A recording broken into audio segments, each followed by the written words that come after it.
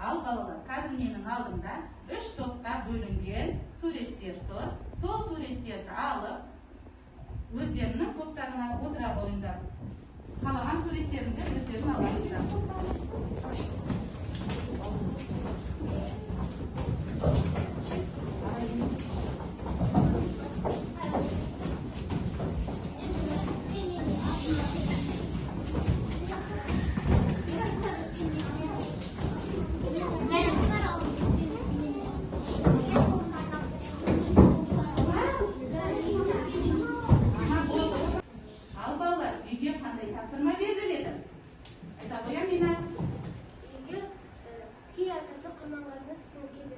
Жарайсыңдар балалар. Олай болса, балалар, біз алдыңғы білімді еске түсіру үшін бұл безім әдісін қазір қолданамыз. Оны сабақты бастамас бұрын, қазір бірінші топ басшыларын сайлап алайық. Бірінші топтың төрт басшысы Әмина, формативті бағалауларында балдық жүйемен қойып отырамыз. Екінші топтың топ басшысы Аяру, үшінші топтың топ басшысы Іңкар. Ал балалар, алдыңғы білімді еске түсіру үшін көп безім әдісі бойынша сендерге тапсырма береді. Әр топ 7 сұрақтан жауап береді. Түсінікті ғой балалар? Ал кәнекей бастаймыз. Қыз бала қандай күй тартты? Кәнекей кім жауап береді? Амина жауап берем дейді. Ақмандай адай киім тартты. Ақмандай адай киім. Жарайсыңдар, тамаша. Кәнекей ал тағы да. Ал келесі тақырып қандай екен? Өнердің қандай түрлерін білесіңдер дейді. Ал кім айтады? Тәмеліс айта ғой. Өнердің би өнері, қол өнері, күрес өнері, спорт өнері. Жарайсыңдар. Жақсы, тағы да қосатындарың бар ма? Жарайсыңдар. Ал келесі кімге түсер екен? Ал оқой Нұреген. Ол қандай күй тартты дейді. Кім келді үйге? Құрманғазы Сағырбайұлы. Ол қандай күй тартты? Сағырбайұлы серпер күйін тартты. Серпер күйін тартты. Дұрыс айтасың. Дұрыс жауап берді ме балалар? Ал келесі. Қыз бала қандай күй тартты дейді. Кәнекейдің жауап береді, айта ғой. Ақмандай Ақмандай адай киім тартты. адай күйін тартты. Дұрыс жауап берді ме балалар?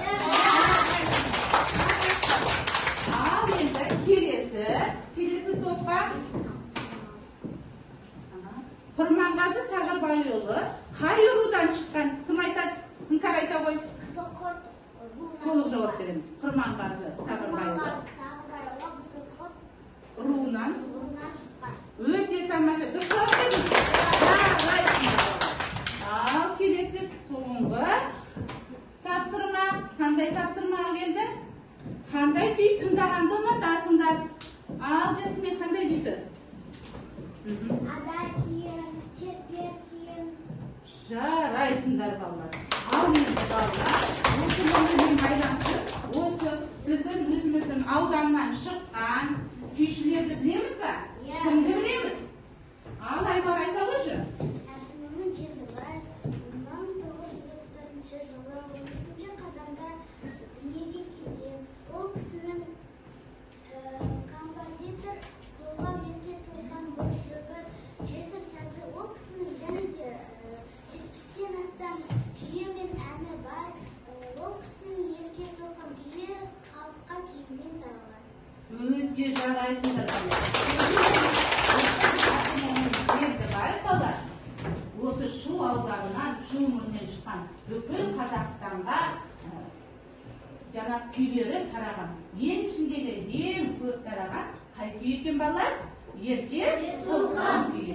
Жарайсыңдар балалар. Ал енді балалар, сендер өздерінің араларында тұрған әр топ неліктен мына көкпар тобын, балуан тобын, күш жаңағы, келесі зілтемір тобын неліктен таңдап алдыңыздар? Ал кім айтады? Көкпар тобын неліктен таңдап алдыңыз? Себебі көкпар ойыны Tағы да көкпар сату үшін не керек? Саған жауап беріңіз Санжар. Күш керек. Мықты керек. Күш керек, білім керек, мықтылық керек. Жарайсыңдар. Тамаша, ал жауап. Сендер қазақ күресі балуан. Неліктен таңдадыңдар? Ал, қайта қой аяғым. Балуан болу үшін сабақ керек, күш керек, білім керек. Білім керек екен. Дұрыс. Тағы да не керек? Нұрекең. Тәжірибе, білім керек. Тәжірибе керек екен, және білім керек екен. Жарайсың, отырау. Ал, келесі топ. Зілтемір тобын. Зілтемір тобын не үшін таңдадың? Айта ғой Нұрәли. Зілтемір күш керек. Мықты болу ерлік. Ерлік керек. Дұрыс айтасың. Тағы да қосатындар бар ма, балалар? Тағы да қосатындар бар ма? Ал айта ғой Диляра.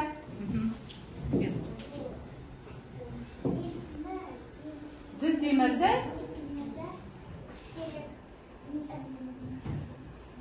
күш керек дейді. Ал жарайсыңдар балалар. Мінекей, барлығымыз тақтаға қарайықшы балалар. Тақтаға қарайық. Міне 3 көкпар тобына да, жаңағы балуан тобына да, және зілтемір тобына да ортақ тақырып не керек екен балалар? Күш керек екен. Міне қазақ күресіне, зілтемірге, көкпарға күш керек екен. Олай болса балалар, бүгін сендер күш атасы Әуелбек Қоңыратбаевтың балуан тақырыбын өтеміз балалар. Ал олай болса балалар, бірінші біз сабағымызды бастамас бұрын мақсат қойып алайық. Сабағымызға қандай мақсат қоясыңдар? Ала мен айта ғой. Жарайсың. Екінші топтан Нұрекең айта ғой. Мәтінді оқып топтық жұмыс жасаймыз. Мәтінді оқып жарайсың балалар. Нұрай айта ғой. Әңгімені оқып мазмұнын ашамыз. Жарайсыңдар балалар. Топтық жұмыс жасайды екенбіз. Мазмұнын ашады екенбіз. Және не істейді екенбіз? Әртүрлі тапсырмаларға жауап береді екенбіз. Жарайсыңдар балалар. Ал балалар, олай болса, сен білесің бе, бейнероликке қарайық балалар. Қанекей.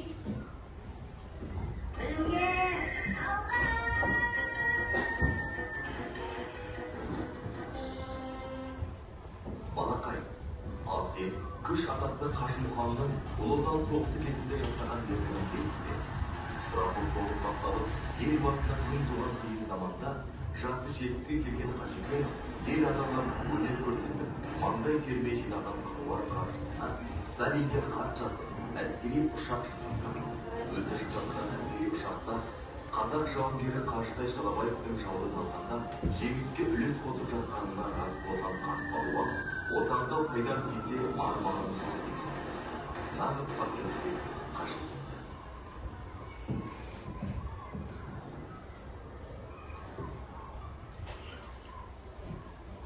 Ал балалар, Қажымұхан Мұңайтпасұлы қазақ халқының тарихындағы тұңғыш кәсіпқой балуан. Тұтас ғұмырын күрес өміріне арнап, ұлан-ғайыр жері мен өршіл халқын бірінші болып өзге жұртқа паш еткен. Өзінен бұрынғы қандастары баспаған топырақты басып, көрмеген елді көріп, өзге қазақ тақпаған алтын, күміс медальдарды мойнына тұңғыш ілген біздің Қажымұхан Мұңайтпасов екен балалар. Ал балалар, пікірлер ағашын толтырайық. Бүгінгі өтетін балуанның авторы Әуелбек Қоңыратбаев. Қанекей, кім айтады пікірлер ағашын? Қоңыратбаев. 1905 жылы дүниеге келіп, 1986 дүниеден озды. Жарайсың. Айта ғой. Филология ғылымдарының докторы Ғалым. Айлара Фараби және Абай жазған, еңбек жазған. Қызылорда облысы Шиелі ауданында дүниеге келген екен балалар. Жарайсыңдар балалар. Бүгінгі кім екен балалар? Авторы Әуелбек Қоңыратбаев. Ал енді балалар, балуан әңгімесіне сендерге 3 топқа қарап беремін балалар. 3 топ өздерінің сендердің іштеріңде бірінші талқылайсыңдар, оқып аласыңдар, бір-бірлеріңе түсініктеріңді айтасыңдар.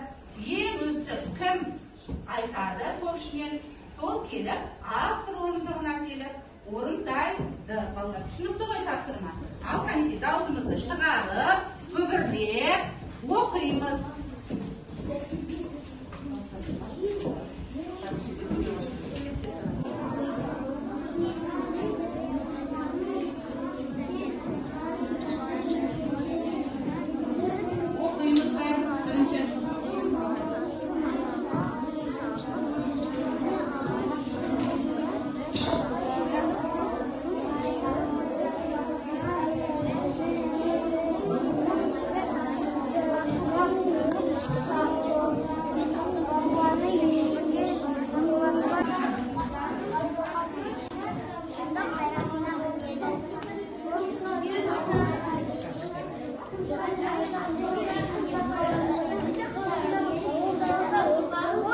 Çıkmaydı.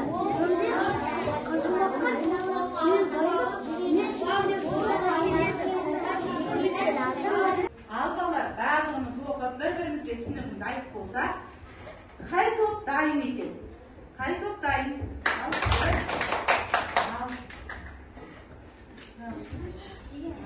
Жарайды. Ал бірінші топ дайын екен. Кім топ автор орындығына келіп орындайды? Әмина келіп орындайды. Қанекей? Айта болды. Қанекей бәріміз мұқият тыңдаймыз. Үшінші топ. Әжекең сен оның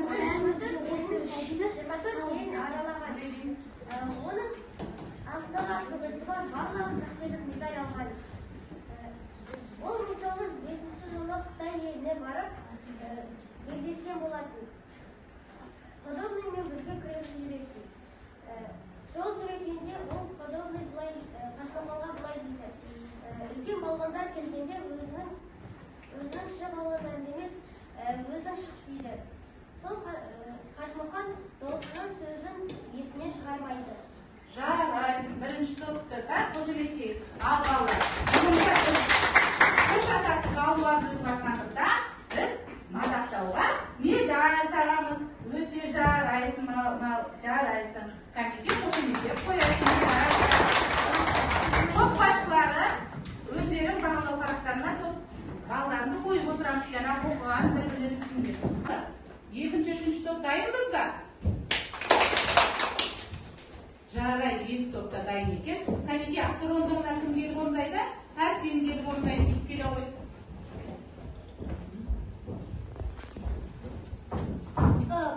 Қытай елінде өткен сайыс көптеген ресей, Жапон елдері балуандар келіп онда басады. Сондықтан Жапон елінде бір балуан шығады. Соның ортасына жүреді, кім шығады деп айтады. Сол кезде Қажымұқан өзін белін байлап, төбе шығарып, Жапон еліндегі сағат кейген оны айнала бастайды. Сол кезде Қажымұқаннан бір жағы мауына қан болады. Қан болады екен. Жарайсың, отыра ғой. Ал, молодец, сен де келе ғой. Сен келе ғой, келе ғой. Мінекей, сен де осы балуан атаң сияқты мінекей медаль ала ғой. Жарайсың, мінекей. Тамаша бәріміз қошемет. Ал үшінші топтың кім автор орындығына? Кім кәрібеден деп айта ғой.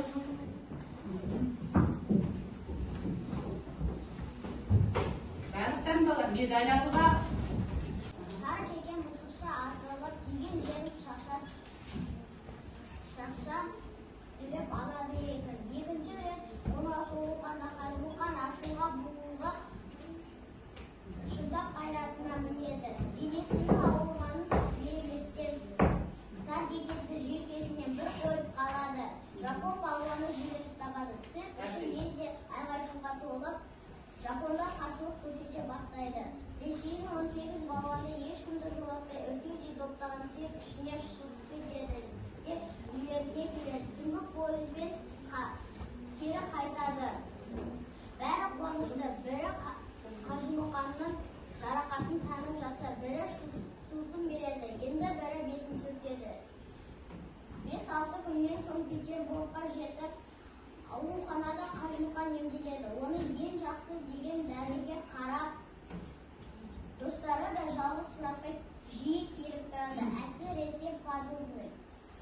ертелі кеш қасынан шықпайды. Ол әркез осыншама күшті сенен қалай бітті деп риза көңілмен таңырқап сұрақ қояды. Өте жақсы жауап бердің. Өте тамаша жауап бердің. Мінеки медалім, алтын медалім құтты болсын. Жарайсыңдар балалар. Ал енді балалар, бәріміз мына сұраққа жауап берейік. Сұрақ жауап әдісі. Осы мәтіннен нені білді?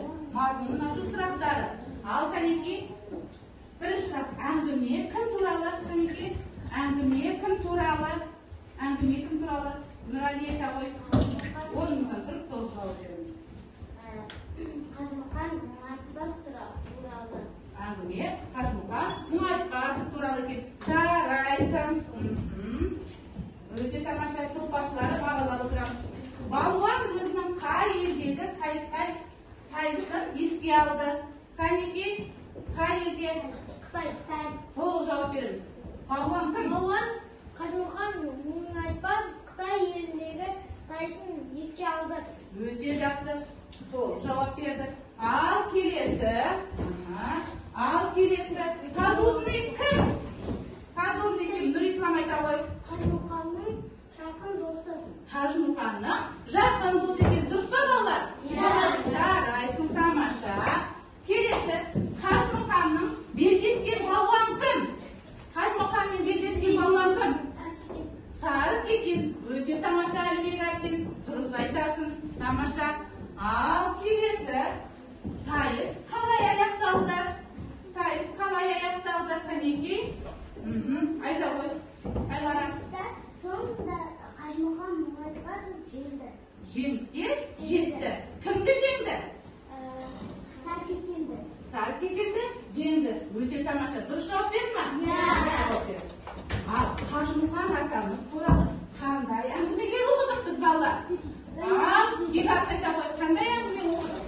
Біз 2-ші сыныпта алып бала туралы әңгімені оқыдық. Өте жақсы балалар. Есімізге 2-ші сыныптағы алып бала әңгімесі есімізге түсті ма? Жарайсыңдар. Тамаша. Бәріміз от шашу. Кәнеки, бір-бірімізді мақтап қойшы. Кәнеки, от шашу. Жарайсыңдар. Барлығымыз бүгінгі тапсырманы білді. Енді балалар, біз осы бүгінгі сабағын сергіту сәтіне осы батырларша өздерін бір-бірлерімен қолдарымен күш сынасайықшы. Ал сергіту сәтіне кішкене сергітіп алайық.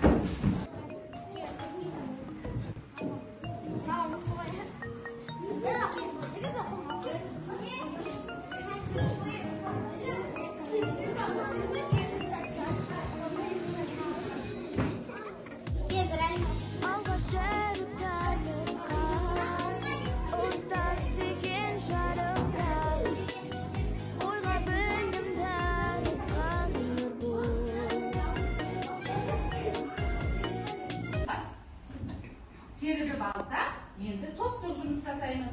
Бірінші топ, күн шуағы әдісі бойынша мәтіндегі Қажымұқанға қатысты сөз тіркестерін күн шуағына орналастырады.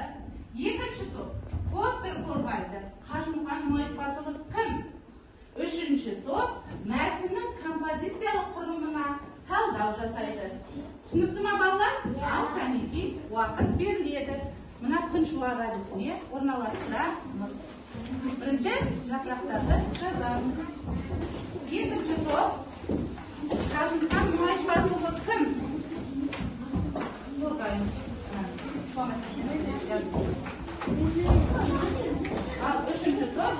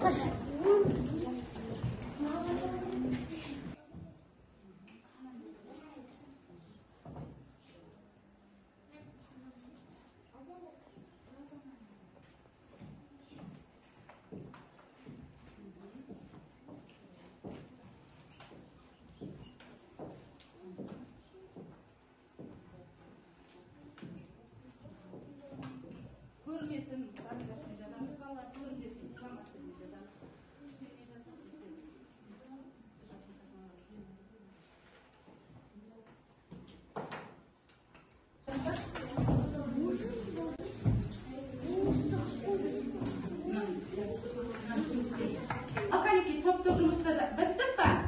Ал қанеки біткеніміз қалай білеміз? Жарайсыңдар. Ал қанеки бірінші топ келіп қорғай қойыңдар.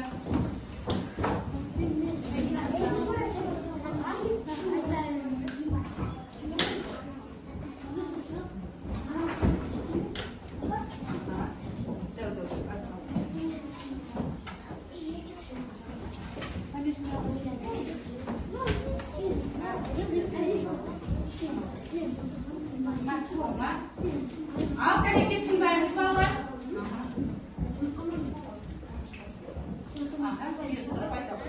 Ал балалар тыңдайық бір-бірімізді. Ережені сақтаймыз. Алтыны бар, күмісі бар, барлығы 48 медаль алған. Сары киген мысықша қимылдап болды, айнала жүрді. Жақсы. Ресейдің мәжіліс балған ешкімді жұбатылмады. Дені сенің ауыр мағын елемеді. Денесінің ауыр салмағын елемеді дейді. Денесі? 1907 жылы Қытай еліне барды. Да, еліне барды. Тағы да? Жер шарының 24 елін аралады. Жер шарының 24 елін аралады. Жарайсыңдар балалар. Топтар кішкене бәсең жұмыс жасап жатыр. Жылдам жұмыс жасаймыз. Ал жарайсыңдар балалар. Медальдеріңді ала қойдырады, қолдағыз келе қой. Ал екінші топ келе қойыңдар. Екінші топ. Екінші топ келеміз. Сөзді қоямыз балалар. Тыныштықты сақтаймыз. Аяқ. Арай. Ал.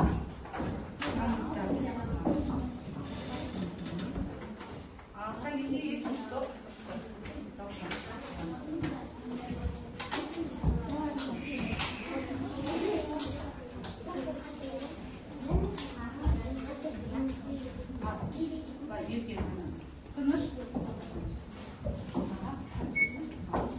Балуан әлем чемпионы.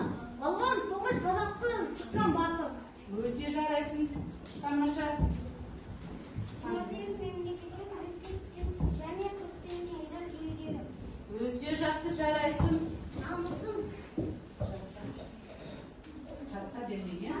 жатқа бермеген, жеңіс туы аңнан түспеген дара туға жазғанымызды дұрыстап оқимыз балалар. Жарайсыңдар балалар. Дұрыстап дауысымызды қатты шығарамыз. Жарайсыңдар әкеле қойдар. Сендер де осы Қажымұқан аталарың сияқты биіктен көріңдер міне біз. Ал жарайсыңдар. Ал үшінші топ келе қойыңдар.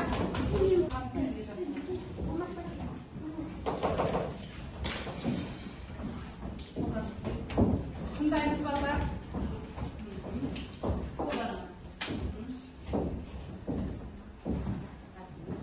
Мәтіннің астарлығы Қытайдағы күрес Жапония болған сәт екен.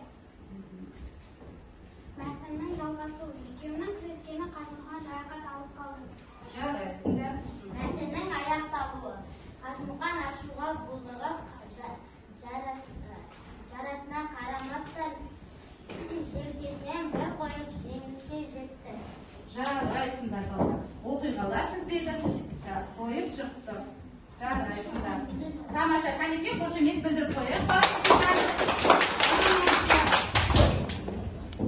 Тамаша. Ал балалар, ой қорқайық. Ел үшін еңбек еткен, еңбегі еленбей қалмайды. Өмірден өтсе де артында өшпес ізі қалады. Классикалық күрестен Қажымұқан атындағы жүлде жыл сайын сарапқа салынады. Осы кісінің жолын қуған бүгінде еліміздің намысын қорғап жүрген классикалық күрестен олимпиада чемпионы атағына қол жеткізген кімдерді білеміз балалар? Әмина айта ғой.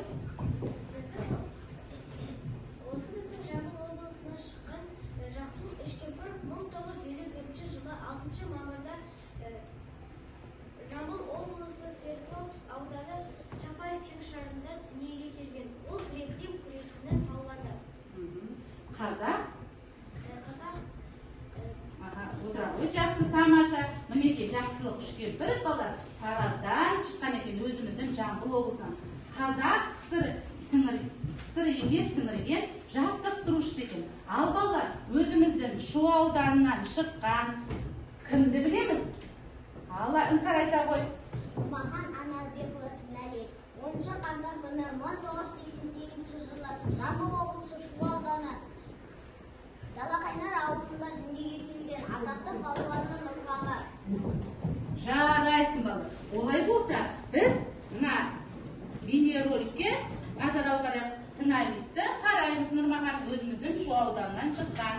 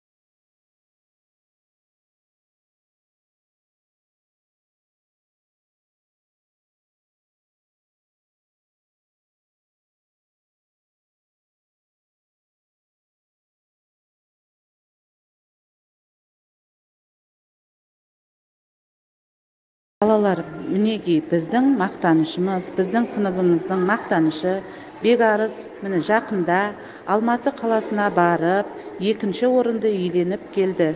Мінекей, кейін осы балуан аталы ағалары сияқты биік шыңдарды бағындырады деп сенеміз. Асықпа Мақсат, асықпа!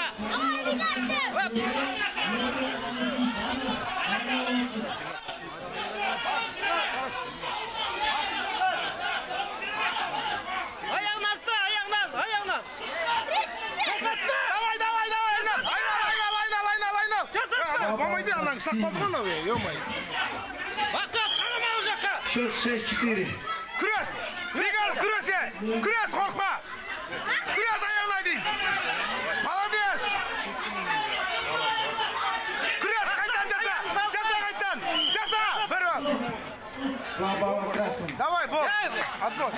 Красавчик, еркек! Ой, еркек! Осталось 7 секунд.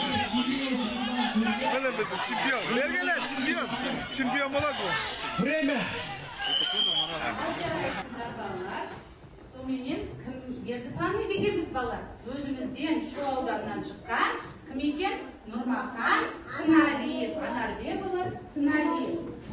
Жарайсыңдар. Ал балалар, сіздер өздеріңіз қандай спорттың түрін ұнатасыздар? Кәнекей, қандай спорттың түрін ұнатасыздар?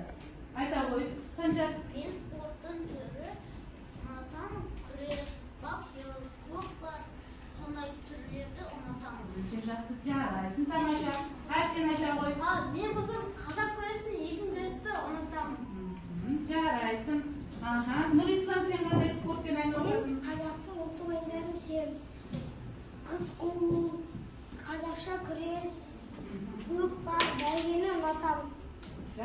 Жарайсыңдар балалар. Сонымен балалар, Батыр атамыздың өмірі біз үшін үлгі өнеге. Атамыздың есімі мәңгі есте сақталып, мақсатында, Астанада, Алматыда, Семейде балуан атымен көшелер бар екен балалар. Енді балалар, жаңа бүгінгі сабақта не үйрендік? Не үйрендік? Қайта ғой, Жасмин. Әуелбеков Қоңыратбаев туралы. Авторы кім екен? Әуелбеков Қоңыратбаев туралы. Бүгінгі сабақтың авторы Әуелбеков. Бүгінгі сабақта не үйрендік? Көп мәліметтер алуды үйрендім. Көп мәліметтер алуды үйрендім. Тағы да немен? Әңгімені оқып, мазмұнын ашуды үйрендім. Дұрыс айтасың. Тағы да не үйрендік? Топтық жұмыспен жасауды үйрендік. Жарайсың. Балалар, үйге тапсырма аламыз. Мәтінді оқып, мазмұнын айтып келеміз. Тапсырма түсінікті ма? Ал балалар, топ басшылары бағаларını қойып болсаңдар, маған беріңіздер. Мен өзім күнделік кезекке бағаларымды қоямын. Ең жақсы бүгін балалар. Іңкәр бере қой. Жақсы, ең бүгін автор орындығында орындаған балалар өте тамаша жауап берді.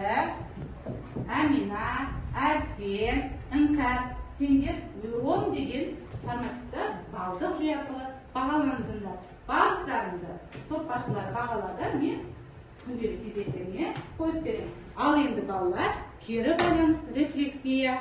Қанекей, маған бәрі түсінікті болды десе, ақылды жапалаққа әкеліп жабыстырамыз.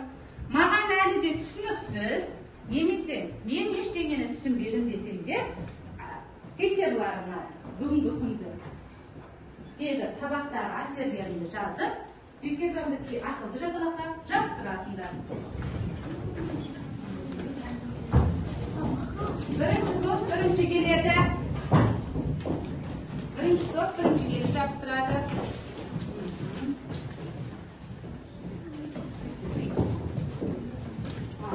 Жарайсыңдар. Бірінші топ жабыстырамыз. Жазып болса.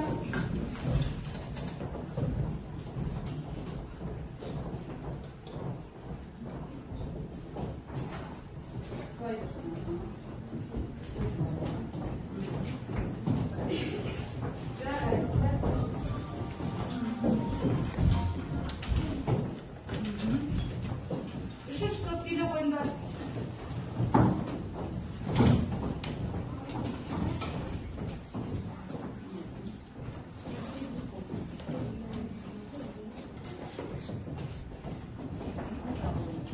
Ал балалар.